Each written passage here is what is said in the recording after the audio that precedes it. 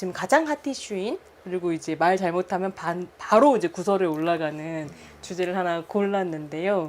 바로 참교육이죠. 참교육입니다. 그래서 이 참교육 얘기를 좀 해봤으면 좋겠는데 참교육 많이들 지금 보고 계신 것 같아요. 엄청나게 이슈가 되고. 전 다 봤습니다. 작가님은? 저도 봤죠. 그러니까 다는 못 봤는데 이 원작 만화랑 드라마랑 좀 비교하면서 그래도 중요한 부분은 챙겨본 것 같아요. 네. 저는 억지로 한 3편까지 좀 봤는데 얘기를 좀 하기 전에 그 참교육 안 보신 분들도 계실 것 같아가지고 참교육 소개 좀 짧게 해주실까요? 참교육은 교권보호국이라는 가상의 그 교육부 산하 기관이 생긴 세계를 가정해서 벌어지는 일이고요. 교권보호국의 감독관은 학교 안에서 어떤 방식으로든 학생을 지도할 수 있다라는 설정이에요. 그래서 이 어떤 방식에는 체벌과 폭력이 있죠. 그래서 막 그 교권보호국 감독관으로 나오는 김무열의 첫 등장씬에서 그 불량 학생, 친구를 괴롭히는 불량 학생을 정말 시원하게 두들겨 팹니다. 시원하게 두들겨 패요. 뭐 계속 그런 얘기인 거예요. 그래서 학교 안에서 벌어지는 부조리한 일, 하지만 우리의 지금 그 공교육 시스템에서는 잘 해결되지 않아서 우리가 늘 답답했었던 이런 것들, 뭐 악성 민원을 넣는 학부모, 애들 돈 뺏는 뭐 그 학교 일진들, 그다음에 뭐 나쁜 교사들. 근데 거기다 또 애들은 또 촉법 소년이라 가지고 처벌도 못하는 이런 어떤 사법적 한계, 이런 것들을 되게 우리가 지금의 법과 제도와 도덕과 윤리 안에서는 할 수 없는 방식으로 해소하는 이야기인 거죠. 그렇게 한 10화 정도를 끌어가고, 근데 나중에 가서 드러나는 거는 이제 알고 봤더니 이 김무열이 연기한 나화진이라는 감독관이나, 잠깐만. 스포일러 그만할까요? 10화까지 가야지 알 수 있는 거예요? 아니면 1, 2화 정도만 알 수 있는 걸 얘기하는 거예요? 3, 4화 정도 봐. 그럼 가자. 나는 약간 너무 스포일러에 우리가 예민하잖아요. 이거 좀 넘어서고 싶어요. 스포일러 할 수 있죠. 뭐 다 어차피 진짜 성의 없이 답한다. 그래. 여러분 다 쇼츠로 다 보셨잖아요, 다. 맞아. 그 정도 얘기는 좀 알고 있을 것 같다. 그래서 이성민이 교육부 장관으로 나오는데, 교육부 장관, 이 교권보호국이라는 교권보국을 만든 교육부 장관인데, 이성민의 딸이자 김무열의 약혼녀였던 사람이 학생에게 칼에 찔려 죽어서, 이 둘이 사실은 이 드라마의 세계관 안에서는 이런 학교 안의 현실을 개혁하기 위해서 교권보호국을 만든 것인데, 엄밀하게 얘기하면 사실은 사적 복수죠.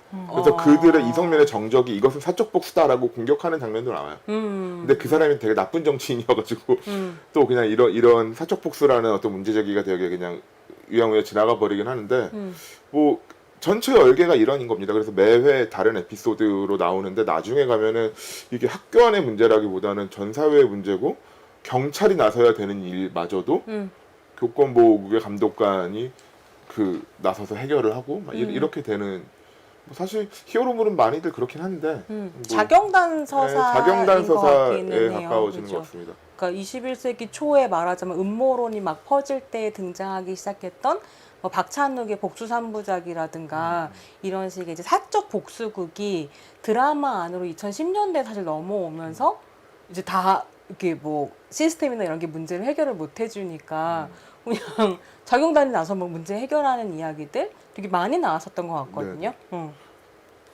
저는 가까이에서는 모범택시를 재밌게 봤었어요. 모범택시도 거의 비슷한 서사였던 것 같거든요. 군인이었던 이재훈이 범죄 피해자가 됐는데, 사회가 범죄 피해자들을 외면하고, 범죄 피해자 뭐 가해자들은 난 용서를 받았어 이러거나, 아니면 가벼운 형을 벗고 나오고, 아니면 법이 그들을 단죄하지 못하는 상황도 있고, 이래서 사적 복수를 하거든요. 군인 출신이고 특전사 출신이고 키 크고 잘생기고 싸움도 잘해가지고 막 엄청 시원하게 뚫리려 팹니다. 진짜 멋있게 때려요. 진짜 아프게 때리고. 그리고 뭐 이제 그런 범죄 피해자들을 모아서 단체를 만들고, 그들이 어떤 자경단이 되어서 이런 것들을 작전을 짜고 약간 좀 통쾌하게 하기도 하고 하는 이런 건데요. 저는 모험택시에서 모험택시 시즌 3까지 나왔는데 재밌는 부분이 있었던 게 모험택시 시즌 1이 나왔을 때는 그 대치되는 검사가 나왔어요. 그래서 이 검사와 이들 간에 무엇이 옳은가에 대한 다툼을 되게 주요한 갈등으로 보여줬거든요. 그래서 이들이 시즌 1이 끝날 때는 그 검사에게 자기네들이 잡아온 범죄자를 넘겨주는 것으로 끝나요. 그러니까 다시 한번 믿어보겠다. 그러니까 시스템 외부에서 활동하는 자경단이 모든 걸 해결하는 게 아니라 다시 시스템에 대한 얘기로 돌아가는 거군요. 네네. 그 사실은 돌아간다기보다는 이 어느 것 하나도 완전할 수는 없다. 사적 복수는 잘못된 일이다. 하지만 시스템이 잘못됐으니까 우리가 이랬던 것 아니냐. 이거에 대해서 우리가 좀 생각을 좀 해보자. 라는 메시지였어. 그게 한편으로는 어떻게 보면 이 자경단 서사의 가장 고전이라고 할 수 있을 만한 배트맨 시리즈를 배트맨이죠. 크리스토퍼 놀란이 만들 때 배트맨이 나설 거냐 아니면 그러니까 시민들을 대변할 수 있는 정치인에게 다시 이 처벌이나 이런 것의 문제를 넘길 것이냐를 되게 그러니까 진지하게 고민하잖아요. 그런 이야기들은 좀 같이 해볼 수 있을 것 같은데 네네. 참교육이 과연 그런 텍스트인가? 근데 모범택시가 시즌 2와 3로 넘어가면서 이 구조가 사라져요. 더 통쾌하게, 더 나쁜 놈들을 더 화려하게 때려요. 그것만이 남는 거죠. 그러니까 도파민이만 남아요. 사실은 그 고전적인 고민이지만 시즌 1에서 했었던 시스템과 자경단이 우리가 서로를 어떻게 바라볼 것인가, 그거를 보고 있는 관객들은 이걸 어떻게 받아들일 것인가, 이런 고민을 해보게 하는 구조 같은 건 사라지고 그냥 이재훈은 액션이 더 화려해지고 거기 그 표혜진은 더 웃겨지고 뭐 그 악당은 더 악독해지고 거대하게 나타나고 이런 구조가 만들어지고 그 연결선상에 참교육이 있을 것 같기도 한데 네. 잠깐 진 작가님 얘기 좀 들어보죠. 진 작가님은 어떻게 보셨어요? 저 같은 경우에도 일단은 굉장히 호불호가 많이 갈리는 콘텐츠이기도 하고 논란의 최중심에 서 있는 콘텐츠이기도 한데 저는 일단 그렇게 생각을 하거든요. 좋은 콘텐츠라는 거는 보는 사람에게 있어서 질문을 좀 던질 수 있는 그런 거라고 생각을 해요. 그러니까 뭐 되게 거창하거나 철학적인 질문일 필요까지는 없는데 아까 말씀하셨던 것처럼 뭐 사적 제재가 옳은가 아닌가랄지 그러니까 어떤 답이 없지만 우리가 한 번쯤은 고민해 볼 만한 어떤 그런 질문들을 던지는 게 저는 좀 좋은 컨텐츠 그러니까 컨텐츠를 만들 때에 좀 그 고민을 해봐야 되는 지점이 아닌가라고 생각을 하는데 지금 저희가 얘기하는 작품 같은 경우에는 약간 그런 고민이 빠졌다라기보다는 그런 쟁점들이 이 작품 내에서 의도적으로 메시지를 던지고 질문을 던진다라기보다는 이 작품 자체가 그 쟁점이 되어버린 데에서 좀 문제가 출발한 게 아닌가. 그러니까 그런 거죠. 그러니까 질문을 정말로 던진다고 한다면은 약간 그러니까 모든 콘텐츠는 우리의 삶에 가장 가까이에 있는 것들이지 않습니까? 그래서 뭐 사실 현실은 그렇게까지 시원한 사이다 복수가 일어나지 않아요. 그렇기 때문에 사람들이 시원한 사이다 복수를 원하는 것이기도 하고 한마디로 빨리 끝났으면 좋겠고 시원한 액션도 좀 나왔으면 좋겠고 뭐 빌런도 나왔으면 좋겠고 그런데 이제는 사람들이 봤을 때 정말 완전히 양분을 시키는 거죠. 빠른 전개와 빠른 갈등 해소 그러니까 시청자한테 빠른 보상을 주기 위해서 양분을 계속 시키는 거예요. 인권, 교권, 선, 악 계속 이렇게 양분을 하다 보니까 납작해지는 거죠. 쉽게 말하면. 그래서 납작해지기 때문에 오히려 이 컨텐츠 자체가 질문이 되고 쟁점이 되는 것이 조금 저는 그 부분이 좀 아쉬웠었던 것 같습니다. 네. 지금 저희 성희령님께서 참교육 제목 자체가 너무 마음에 안 든다. 전교조쌤들이 참교육을 만들기 위해 엄청난 노력을 해왔는데 사실 그 시간과 역사의 고민은 사라지고 학생들을 괴물이라고 되게 작품 안에서 단정적으로 부르잖아요. 저는 근데 이 작품을 관통하는 하나의 유행어가 된 문장. 그러니까 어른이 아이들을 무서워하면 세상이 망한다. 이거는 되게 와닿는 부분이 있거든요. 하지만 아이들을 그러니까 학생들을 괴물로 그리는 방식으로 사이다를 주는 거, 이거는 사실은 참교육이, 그러니까 그 정교로 선생님들이 만들어온 참교육이 지향해 온 바와는 완전히 다른 건데, 이걸 좀 그러니까 흩어버린다, 이런 고민이 좀 들더라고요. 그래서 여러분들 혹시 손희정 흥해라 이런 거 너무 좋은데요, 이런 댓글 굉장히 마음에 들고 아름다운데 참교육도 어떻게 보셨는지 함께 얘기를 좀 해주시면 또 받아서 얘기를 할 수 있을 것 같아요. 근데 저는 그런 건 있었던 것 같아요. 지금 이제 진 작가님이 얘기해 주신 것처럼, 그러니까 사회에 질문을 던지는 작품이 아니라 그냥 스스로가 스펙타클이 되고 도파민을 막 터뜨리면서 자기가 주인공이 돼버렸다, 이거 문제적이다라고 하는 거에 되게 동의하면서도 저는 보면서 엄청나게 카타르시스를 느끼긴 했거든요. 저도요. 그래서 그러니까 그냥 이게 그래서 문제적일 수도 있겠다 생각했는데, 막 보면서 1화부터 저 새끼 죽었으면 좋겠는 거예요. 진짜 야, 쟨 죽었으면 좋겠어. 그런데 불을 지르더라고요, 학생한테. 그걸 딱 보고 나서 제가 담배를 끊었는데, 담배를 사다가 폈거든요. 이거 어떻게 풀어야 될지, 그러니까 이게 쾌감을 준다는 게 스스로에게 너무 고통스러워서, 그리고 이 작품을 어떻게 내 안에서 말하자면 소화해야 될지 모르겠어서 그러긴 했거든요. 근데 이거 어떻게 보셨어요? 그러니까 내가 쾌감을 느꼈다는 게 스스로 약간 부끄러운 거잖아요. 내가 이걸 보고 재밌어하다니, 약간. 근데 그게 너무 사소하면 그냥 이게 길티 플레저지 뭐 약간 이럴 수 있는데, 이건 분명히 이 작품에서는 선을 넘었죠, 분명히. 그리고 분명히 이런 흐름이, 선을 넘는 흐름이 계속해서 더 강해지고 있는 거는 맞는 것 같아요. 사람을 죽이거나 아니면은 뭐 좀 더 사회적으로 되게, 이를테면 저는 사실 더글로리에서도 이게 이렇게까지 할 일인가? 라는 생각도 했었고, 아까 말씀드렸던 모범택시라든가 뭐 그런 사이다물이라고 불리우는 뭐 열혈 사제, 이런 것들에서 그런 부분들이 많이 있었는데, 근데 저는 스스로 생각한 거는 좀 여러 가지 층이었는데, 이것을 쾌감을 느낀 것에 스스로 부끄러움을 느끼지 못하는 사람들이 있는데도 이런 것들을 계속 만드는 것이 문제적이라고 생각하는과 동시에, 그거를 그렇다고 해서 이런 드라마를 만들지 마라고 해서 해결할 문제는 아닌 것 같다고 생각했었어요. 그리고 저는 어렸을 때 제가 공교육 12년 받는 동안 정교조 선생님이 11분이었거든요. 운이 참 좋았죠. 저는 가끔씩 그런 얘기해요. 내가 조금이라도 좋은 사람이 된 부분이 있다면은 그 공에 팔아는 정교조다. 제가 선생님들한테 정말 좋은 것들을 많이 배우고 자라서, 덕분에 저는 그런 장면을 보면은 그런 쾌감을 느끼면 부끄러움을 느낄 줄 아는 어른으로 자라긴 했습니다. 그래서 저는 그런 드라마를 좀 계속 보고 싶긴 한데 부끄러움을 느끼면서도 계속 보고 싶다. 재밌긴 하잖아요, 사실. 시원할 때가 있고, 판타지와 현실은 구분할 줄 알고. 그리고 그런 거 구분하지 못하는 다른 사람들에게는 그런 거 잘 구분해야 된다라는 메시지 잘 내면서 살면 된다고 생각을 해왔고, 그래서 저는 그 전교조에서 기자회견 했었거든요. 참교육이라는 넷플릭스 앞에 가서 했죠. 네. 사실 저는 그때 약간 좀, 표현이 좀 그럴 수 있지만 약간 좀 짜치다고 생각했어요. 이거 오늘 캡처인가요? 네. 정규조 짜치다?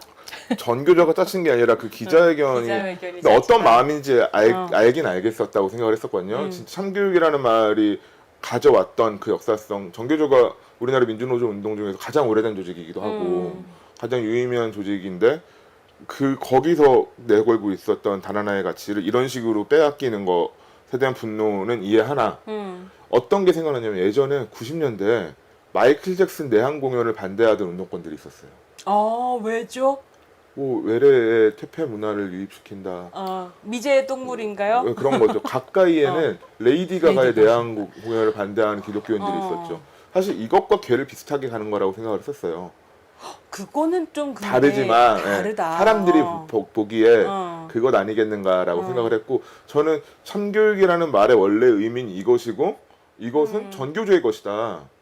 너희가 감히 범접할 수 없는 이라는 메시지 정도 내는 거 정도였으면 좋았겠다고 생각을 했거든요. 그래서 그런 기자회견이 제가 주로 가는 커뮤니티 같은 데서 막 놀림감으로 돌고 있어서 오히려 그게 좀 더 속상했는데, 무슨 커뮤니티 하십니까? 저는 모든 커뮤니티 저는 블라인드도 들어가고 아, 네. 뭐 온갖 커뮤니티 다 들어가죠. 여기 나간다 이제 커뮤니티 유저 성 문화예어가 이렇게. 저 일베도 들어가고요. 아, 그럼요. 일베. 그럼요. 그렇죠. 문화 연구를 하면 들어가야죠. 어. 근데 최근에 며칠 전에 생각이 좀 바뀌었어요. 음. 예, 경기도 교육감 당선인 때문에 아, 네. 이게 기자회견이 아니라 넷플릭스의 타격 투쟁에 가도 될 만한 일이었구나. 진짜로 와 이거를 이런 식으로 받는구나.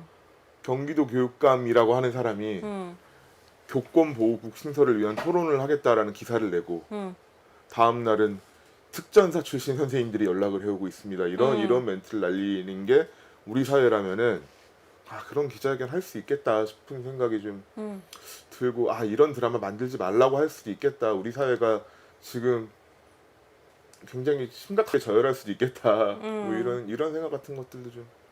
그 경기도 교육감 당선자인 안민석 얘기는 조금 더 해봐야 될 것 같긴 한데 그 얘기로 넘어가기 전에 혹시 진 작가님 이 워낙에 이제 이야기 쓰는 방식이나 카메라 굴리는 방식이나 이런 거에 관심 많고 전문가시니까 이 드라마에 뭐 장단점이 있다면 그러니까 이런 정치적인 이슈나 뭐 윤리적인 재연의 윤리 문제나 이런 것들에 가기 전에 뭐 또 혹시 뭐 코멘트 하고 싶은 거?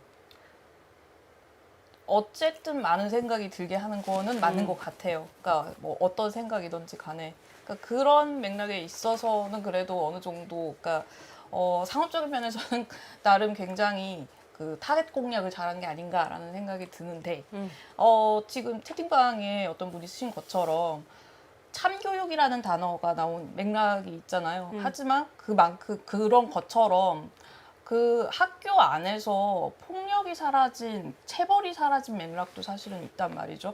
저희 거의 다들 체벌을 경험한 세대잖아요. 그게 얼마나 그 폭력적이고 얼마나 저희가 힘들었는지 그런 것들을 우리가 기억하고 있는 사람들이었기 때문에 이 폭력의 맥락에 대해서 알기 때문에 더 뜨악하는 게 있지 않았을까라는 생각이 들어요. 그래서 원작은 대체 어떻게 만들었을까 궁금해서 저도 원작을 이렇게 보러 갔었는데 댓글 반응들을 조금 봤었거든요. 이게 웹툰 원작을 만든 거죠, 드라마로. 그렇습니다. 그래서 댓글을 봤는데 좀 제가 말씀드리기 전에 한 가지 설명을 드려야 되는 게 뭐냐면은 이게 네이버 웹툰에서 연재를 했었는데 네이버 웹툰 참교육이 이 드라마보다는 타겟층이 조금 달라요. 그러니까 넷플릭스 OTT 참교육은 조금 더 상위층이라고 한다면 연장자층이라고 한다면 이쪽은 그래도 인터넷을 조금 활발하게 사용을 하거나 아니면 웹툰을 보는, 그러니까 그 참교육이라는 거에 주인공이 되는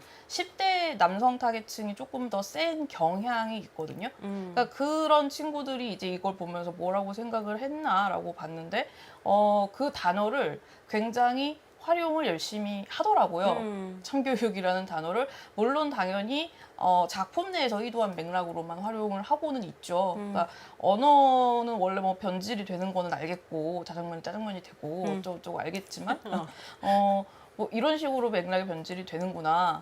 그러면서 이거에 굉장히 카타르시스를 많이 느끼더라고요. 그러니까 원작은 참고로 그 드라마보다는 훨씬 더 응징의 성격이 강해요. 그러니까 개인이 응징한다 요 성격이 훨씬 더 강해요. 그러니까 여기에서는 그 교권 보고 그 어떤 좀 집단으로 움직이는 그룹의 성격이 있다라고 한다면 거기도 그 교권 보호국이 있는데 1대1로 조금 더 이 사이다인데 탄산이 조금 더 많이 들어갔다라는 느낌? 예. 그랬기 때문에 어디가 되겠죠? 아무튼 그러니까 참교육이라는 말이 그런 방식으로 쓰였고 웹툰은 사람들이 보기에 이제 그 응징을 좋아했다. 환호했다. 열광을 하고 좋아하시더라고요. 네, 그래서 아무래도 이 타겟층의 공략에 관해서는 그런 부분들에 있어서 많은 생각을 좀 하게 됐던 것 같아요. 근데 그런 생각이 드는 거예요. 그러니까 이게 사실은 저는 졸업한 지 너무 오래됐고 진짜 뭐 강산이 여러 번 바뀌었고 그래서 학교가 지금 어떤 상황인지를 전혀 모르는 상태에서 그러니까 이런 컨텐츠에 뭐 10대 청소년들뿐만이 아니라 뭐 교사들도 그렇고 학부모들도 그렇고 열광을 하는 맥락이 있을 텐데 그럼 그 맥락을 좀 해결해야 되는 거 아닐까? 이런 생각은 드는 거예요. 그 우리 너무 한국 사회에서 무능한 상태잖아요. 그 참교육이라는 말을 거기서 썼던 게 응. 사실은 그런 거잖아요. 애들을 사고 치는 애들을 때려야지 교육이 된다. 그러니까 근데 이 얘기인즉슨 우리가 되게 폭력적인 어떤 본능이 있는 건 사실인 것 같아요. 폭력을 쓰고 싶은 저도 그런 생각을 해본 적 있었거든요. 상상을 내가 어떤 압도적인 근력, 압도적인 무력을 갖고 있다면은 그래서 저 사람이 뭐 재벌회장인 건 뭐건 간에 내가 맘만 먹으면 때려 죽일 수 있을 정도의 무력을 갖고 있다면 무협지 주인공처럼 이런 상상 같은 것들을 사실 하는 게 되게 자연스러운 것 같긴 하거든요. 우리가. 근데 이것들을 굉장히 우리 사회가 잘 해소시켜 주지는 못하고 있고 어떤 폭력적이거나 물리력을 쓰고 싶어하는 마음 같은 것들을 건강한 방향으로 아니 그렇게 잘 해소시켜 주지 못하고 이거를 그냥 억눌러 놓고만 있는 상황에서 요즘에 완전히 금지되어 있는데 이런 것들이 그게 학교에서 학교 폭력이 분명히 더 심해진 건 사실인 것 같아요. 그래서 나는 전혀 예전보다도 더 못하고 맞기는 더 많이 맞는 이런 언밸런스함이 지금의 상황을 만들어낸 것 아닐까. 그래서 내가 직접 하지 못하니까 그 욕망을 가시화시켜주는 어떤 매체들에 더 많이 열광하게 되는 그리고 그것을 역시 이렇게 하니까 사람은 말을 듣잖아 라는 그런 서사가 만들어지는 것이 아닐까라고 생각을 해서 이게 되게 뻔한 얘기지만 청소년기 때 운동을 열심히 해야 돼요. 아니 그 에피소드 2에 보면 1에 보면 그 학교 폭력의 피해자인 학생의 운동장을 달리기를 시킨단 네, 말이에요. 체력을 키우라고. 그런 것들은 굉장히 이제 구체적으로 우리가 생각해 볼 수 있는 어떤 해결책, 그러니까 개인이 해결할 수 있는 건 아니지만 함께 고민해 볼 수 있는 얘기들을 하는 것인가? 이런 생각이 좀 들기도 했어요. 근데 사실은 저 같은 경우에는 이 작품을 보면서 뭐 막 학교에 복도에 CCTV 달고 막 하잖아요. 저는 그 CCTV를 다는 장면을 보면 즉각적으로 빅브라더에 대한 비판과 파시즘에 대한 두려움이 살아나기 때문에 저한테 그 드라마는 제가 이제 3화까지밖에 안 봤는데 그래서 이제 작품 소개를 성문화영화학께 부탁을 드렸는데 근데 그 뭐라 그럴까 나한테는 이 작품이 파시즘 비판인가? 이런 생각이 들었던 거예요. 그러니까 이 세계에 폭력을 그러니까 해결할 수 없으면 이런 식의 폭력이 도래할 수도 있어라는 공포를 우리에게 주는 건가? 라는 뇌피셜을 굴려보았으나 그건 아니었던 것 그건 같다. 아니었습니다. 근데 그리고 사실 이런 식의 여러 가지 해석들이 가능하면 오히려 괜찮았는데 그래서 막 제가 제가 사용하는 고인물 SNS인 페이스북에서도 진짜 여러 의견들이 제출되면서 토론이 좀 시작될 건가라는 생각을 했는데 이게 진짜 말도 안 되는 이야기로 바뀌어버린 건 역시 안민석의 등장이었다고 생각하거든요. 그러니까 5선 국회의원이 엄청난 권력과 파워를 가지고 있고 경기도 교육감이 됐는데 갑자기 특전사와 해병대 선생님들과 함께 교권보복을 만들 수 있을 거다라고 등장하는 순간 이거 얘기 완전히 뒤틀려 버렸다고 생각하거든요. 정계의 레카차. 정계 레카차 안민석. 안민석. 제가 오늘 오기 전에 안민석 얘기를 하지 않을 수 없을 것 같아서 안민석의 위키를 찾아봤는데요. 비판 항목이 아예 다른 페이지로 만들어져 있고 그래요? 비판과 논란 항목이 거기에는 정말 수없이 많은 하위 항목이 있어가지고 다 읽고 올 수가 없을 정도거든요. 근데 보면은 다 그냥 진짜 레카처럼 굴어서 생긴 논란들이었어요. 말을 함부로 하거나 즉각적으로 사람들이 열광해줄 어떤 단어를 찾다가 이렇게 돼버리는. 저는 교육감계의 포퓰리스트가 등장했다. 그러니까 포퓰리스트 교육감의 탄생이라고 하는 점에서 진짜 교육 역사에 좀 남겨서 들여다봐야 되는 사례가 되는 거 아닌가? 그렇죠. 그런 되게 생각을 역설적으로 했거든요. 참교육당한 느낌이에요. 그래서 만약에 이게 사실은 안민석처럼 이슈 만드는 것에 능하고 언론을 잘 다루는 아주 노련한 정치인이 참교육을 보고 이런 식의 코멘트를 남긴 방식이 아니었다면 저는 이거 훨씬 더 건강한 토론으로 갈 수도 있지 않았을까? 이런 상상은 해보거든요. 근데 이게 자기한테 주목을 끄는 방식으로 그래서 이제 그 되게 유명한 지금 막 이제 기사화되고 있는 게 박성태가 진행하는 CBS 뉴스쇼에 나와서 그 얘기 한단 말이에요. 자기가 이거 교권보호국 만들겠다고 얘기했더니 뭐 아까 얘기한 것처럼 특전사니 해병대니 출신 선생님들이 연락이 왔다. 근데 그 얘기를 하면서 굉장히 환타지를 다큐로 만드는 동시에 뭘 하냐면 그렇다고 체벌을 부활시키자는 게 아니다. 때리자는 게 아니다. 라는 얘기를 하는데 그렇다면 어떻게 교권과 인권의 문제와 학습권의 문제에 균형을 잡을 것인가에 대한 아무런 계획도 청사진도 생각도 없는 거예요. 교육감인데. 그래서 말만 되게 그럴듯하게 한다라고 하는 것이 아까 이제 작가님 얘기한 것처럼 그러니까 이게 좋은 질문을 던지는 방식이 아니라 스스로가 또 영웅이 되는 거죠. 영웅놀이 좋아하시잖아요. 그래서 이제 그런 고민을 좀 하게 되더라고요. 그 저는 사실 손평이 얘기한 것처럼 참교육 안민석이 없었더라도 참교육을 가지고 우리 사회가 그 이 교권의 문제라든가 폭력이나 뭐 파시즘의 문제에 대해서 건강하게 토론을 해 나가게 됐을 거라고 생각하진 않아요, 사실. 그 너무 그래요? 행복해로예요. 맞아요. 하지만 인정. 가능성이 뭐 한 2, 3%쯤 있었다면은 안민석의 등장으로 모든 가능성이 끝났다. 뭐 그런 거죠, 사실. 그래서 오히려 되게 절망 시나리오가 그려지기 시작하는 건데 저는 요즘 우리 정치나 뭐 우리 뭐 행정이나 이런 것들이 되게 무서운 게 말도 안 되는 짓들을 하거든요. 진짜 뭐 내란도 했는데 말도 안 되는 짓들을 하는데 교권 보호 이름을 똑같이 하진 않더라도 뭐 만들 수도 있을 것 같아요. 실제로 이를테면은 뭐 그런 그래서 뭐 폭력을 쓰게 하진 않겠죠. 당연히 선생님들이 가가지고 애들 두드러 패라고 하진 않겠지만 뭐 비슷한 거를 만들면서 학생들의 일단 학생인권 조례 같은 것들에 대한 공격이 바로 생길 수 있을 거고 정규조를 탄압하는 수단이 될 수 있을 거고 그러면은 그 학교에서 지금 그렇게 미움받는 아이들 학생들 같은 경우는 물론 사고 쳤겠죠. 본도 맞았고 했겠지만 그 친구들을 혼내가지고 그럼 안 돼 이놈 새끼 해가지고 데려오면은 이제 그 다시 잘 가르쳐주고 이렇게 하는 어떤 교육의 장이 아니라 내치고 배제시키고 소외시켜 나가는 과정으로 가게 될 가능성은 저는 이거는 굉장히 오히려 커졌다라고 생각을 하거든요. 그 해병대와 특전사 출신 선생님들이 실제로 있는지 없는지 모르겠지만 그렇게 저 예전에 군인 출신의 교련 ROTC 출신의 우리 교련 선생님 박석준 선생님 보고 계십니까? 나도 해도 돼? 나도 해도 돼? 제주도 호텔 앞에서 두드러 맞는 나에게 들어가서 맞으라면 천천히 이렇게 데리고 들어가 주시던 우리 박석준 선생님. 야, 이씨. 나 말 한 번 잘못했다가 교실에서부터 교무실까지 뺨을 계속 맞으면서 정강이를 차이면서 끌고 가서 나를 그렇게 못 살게 굴었던 김주경 선생님 아직 살아있어요? 그러니까 이런 얘기가 사실 너무 나는 즉각적으로 튀어나오고 더글로리 볼 때도 그랬고 사실은 참교육 볼 때도 그랬고 내가 어떻게 맞았고 내가 맞은 것은 사실 간에 기별도 안 가고 그 김주경이라는 작자는 슬리퍼를 벗어서 학생들 뺨을 때리던 사람이었어요. 그러니까 그런 역사 안에서 우리가 뭘 만들어 왔는가를 이렇게 무화시키나?